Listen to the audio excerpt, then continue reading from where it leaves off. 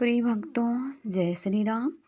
आज हम गीता प्रेस गोरखपुर कल्याण पत्रिका से एक सत्य कथा सुनाने जा रहे हैं। भक्तों के अनुभव की कथा उनके ऊपर गुजरी है।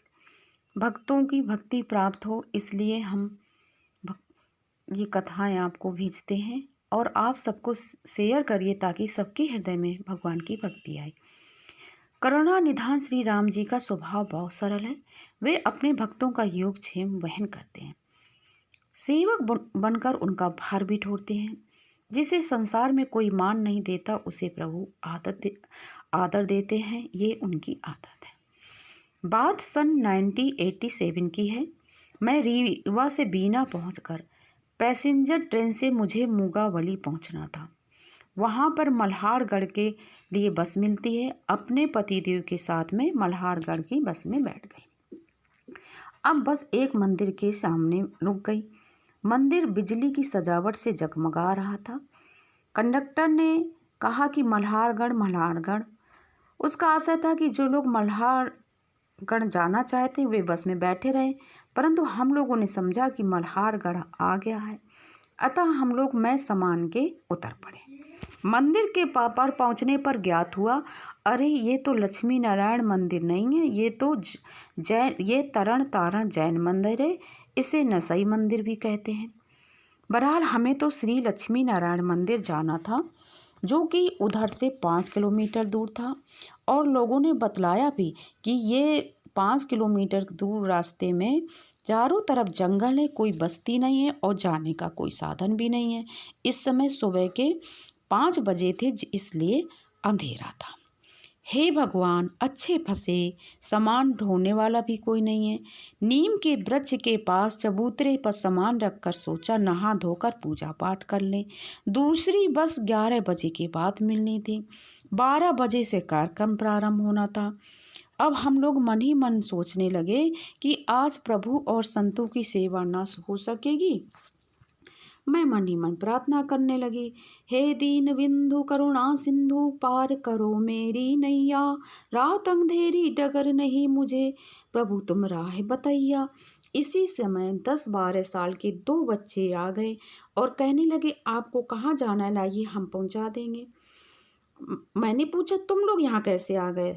तो बोले, हम लोग तो उसी बस में आए हैं जिसमें आप लोग आए हैं। हम लोगों ने कहा कि हम लोग तो भूल से तुम न सही उतर गए, तुम लोग कैसे उतर गए? तो बालकों ने हंसते हुए कहा, हम तो ऐसे ही उतर गए। बालकों का उत्तर था वो संदेह करने वाला था, लेकिन अब क्या करते, कोई साधन भी नहीं था। और हमने सोचा बालक भी यहीं के रहने वाले हैं। तो एक बालक ने अपने आप हमारा बैग ले लिया, दूसरे ने अटैची ले ली और जंगल के रास्ते में चल पड़े। तो मैंने पूछा, तुम्हारे गांव में कोई उत्सव हो रहा है क्या? बालक, हाँ, बहुत बड़ा संत सम्मेलन हो रहा है, प्रवचन भी होगा, रासलीला भी होगी, हजारों संत आएंगे। यहाँ मेला तो हर साल लगता है। मैंने पूछा, तुम लोग सत्संग सुनने जाते हो? बालक बोला, हाँ, 5 दिन हम लोग तो वहीं रहते हैं। मैंने उनसे नाम पूछा तो तत्पाक से बालक ने कहा, मेरा नाम राम है और मेरा छोटा भाई इसका नाम लक्ष्मण है और हम लोग सगे भाई हैं। अब तो मुझे उन पर संदेह होने लगा। मैंने कहा, मुझे लगता है कि तुम गांव के लड़के नहीं हो, तुम सचमुच में राम लक्ष्मण हो। धर दो हमारा सामान, अब हम स्वयं ही ढोलेंगे। बहुत अपराध बन गया, तुम लोगों से सेवा ले ली।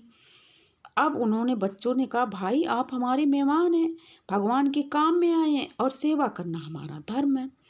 बातों ही बातों में उन बच्चों ने हमको मंदिर तक पहुंचा दिया और मंदिर की ड्योढ़ी पर सामान रखकर बालक भाग गए। मैं उन्हें कुछ न दे सकी। अब मैंने सोचा कि कार्यक्रम हो जाएगा, 5 दिन बालक यहीं रहते हैं तो मिलेंगे तो इनको कुछ ना कुछ पैसे वैसे दे देंगे, या उनके माँ बाप मिलेंगे उनको दे देंगे। सम्मेलन प्रारंभ हुआ। अब मैं उन दोनों बच्चों को रोज खोजती थी चारों तरफ, लेकिन वो कहीं नहीं मिले। फिर मैंने मंदिर के पुजारी से पूछा, भाई यहाँ कोई राम लक्ष्मण नाम के भाई रहते हैं? तो सभी का उत्तर एक जैसा था, भाई यहाँ कोई राम लक्ष्मण नाम के सगे भाई नहीं है।